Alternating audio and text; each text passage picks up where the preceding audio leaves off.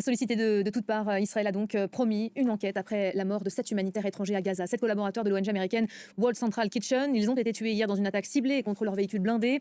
Malgré une coordination avec l'armée israélienne, le convoi a été touché alors qu'ils quittaient les hangars de Deir el-Balapour pour décharger plus de 100 tonnes de nourriture livrée à Gaza. On va retrouver tout de suite notre correspondante à Jérusalem, Claire Duhamel, pour faire le point. Bonjour Claire. Beaucoup de réactions évidemment aujourd'hui. Josep Borrell et Pedro Sanchez sont les derniers à avoir condamné il y a quelques instants cette frappe qui interroge aujourd'hui à tous les niveaux.